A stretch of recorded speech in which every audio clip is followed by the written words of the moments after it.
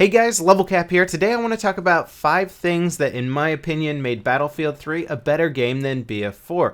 We all thought we were taking a step forward with BF4 and unfortunately it looks like we took 2 steps back. Hopefully this video serves as a good analysis and perhaps even influences some of the developers to try and improve upon some of the key issues that I'm going to mention here. Issue number 1 is the heads-up display. From Battlefield 3 to Battlefield 4, the heads-up display got much larger in terms of the icons on screen. It got more saturated. It seemed like there's more stuff going on. You had added icons for things like obliteration mode, where the bomb carrier has a huge icon over him and it's very hard to even see the guy, so you just kind of have to shoot at the icon in general.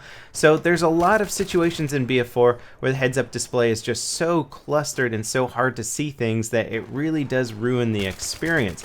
Battlefield 3 was much more refined. It wasn't great, but it was a lot better. If you look at games like PlanetSide 2, where they have to deal with literally 500 players potentially on screen at a time, or at least in the distance, they've done a great job of refining the user interface and allowing icons to fade out at certain distances and not obstruct your vision too much. And this is just a great way to deal with the issue of UI clutter, and I wish Battlefield could learn from them. Another UI related thing that BF3 did better than BF4 was the kill feed on screen. So when you shoot somebody, it immediately popped up with the red killed text. In Battlefield 4, there's so much information being displayed, and for some reason they chose to display the player killed information not first, which can make things very confusing in firefights, where you're seeing all this information pop up on screen and you don't get the kill feed until maybe a second or two after you actually kill the player.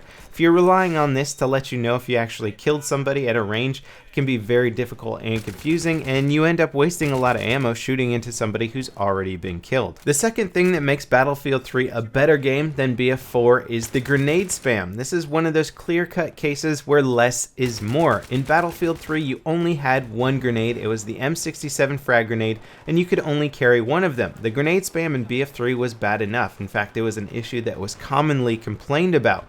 In Battlefield 4, instead of fixing this issue, they made it much worse by giving you a huge option of grenades to carry. Mini grenades, you could carry 3 of them. RGOs, you could carry 2. And then of course you had the M67, then you got new things like flashbangs and incendiary rounds, and throwing an ammo pack into the middle of that just makes grenade spam so much worse than it was before. And unfortunately, it really just takes the shooter element out of Battlefield 4. In close quarters, if you know you can rely on RGO grenades or mini grenades to take care of your opponent, then it's just taking away from some of those core skills that I've grown to love in shooters, like figuring out how to corner properly and not having to worry about tons of grenades coming flying around the corner every time you take a shot. Item number 3 on the list that makes Battlefield 3 a better game than Battlefield 4 is better map design in BF3.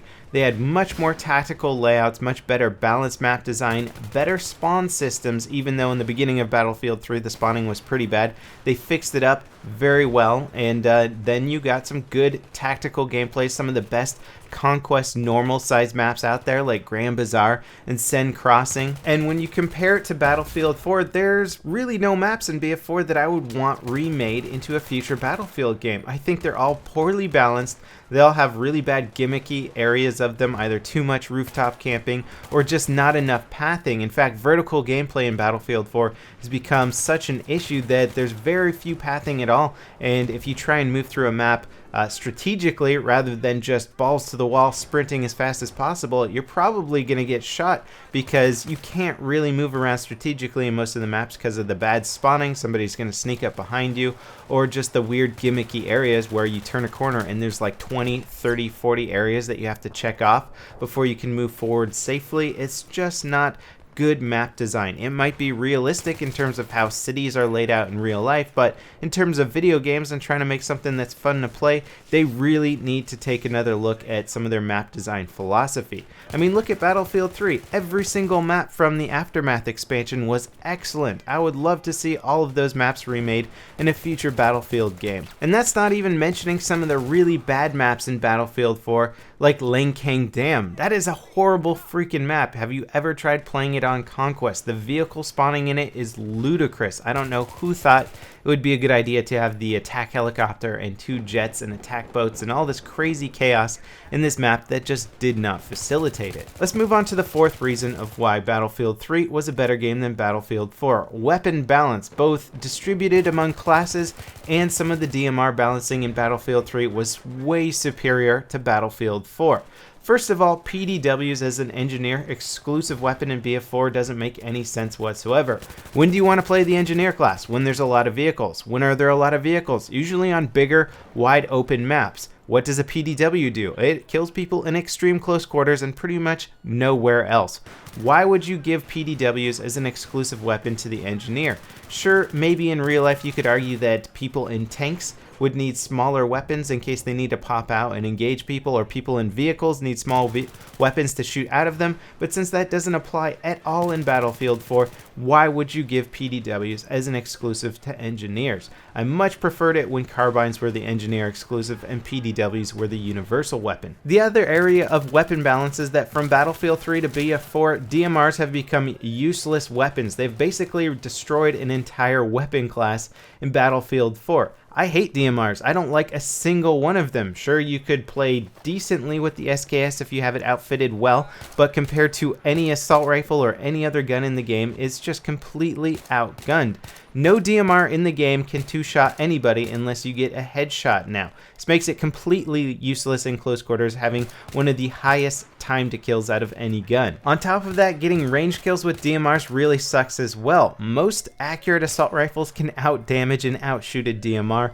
There's no point in using this gun anymore. Now, reason number 5 as to why Battlefield 3 is superior to Battlefield 4 is pretty obvious. I think you guys are going to guess it. Netcode. Despite Battlefield 4 CTE and the developers working very hard on updating the netcode in BF4, it is still nowhere near as good as it was in Battlefield 3. And Battlefield 3 had bad netcode. We all complained about it. People coming from hardcore competitive shooters had much better netcode in games like Counter-Strike. Now granted, there's a lot more information to be transferring in the Battlefield series, but Battlefield 4 really mucked it up, and unfortunately the Frostbite engine looks like it's carrying it over to pretty much all other titles.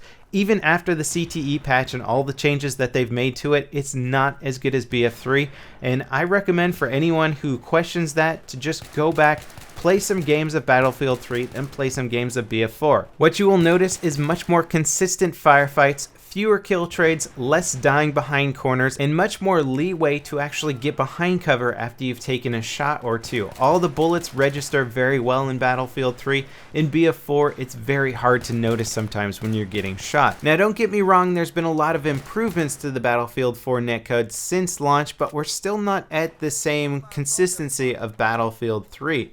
And I don't understand why it's so hard to go back and look at how things worked in BF3 and mimic that in BF4, because let's be honest about it, it really doesn't look like a huge change between BF3 and BF4. Sure, there's been some graphical improvements, but how should that change the netcode too much? There shouldn't be too much more information being transferred. Anyway, those are my top issues of why Battlefield 3 is a superior game to Battlefield 4. Even if they fix the netcode, we've got all those other issues that I still think makes Battlefield 3 a much better game. Let me know what you guys think. Do you agree with me that Battlefield 3 was a superior game to BF4? And if so, what are your top issues for why BF3 was better? As always, guys, thanks for watching, and I'll see you next time. This is LevelCap, signing off.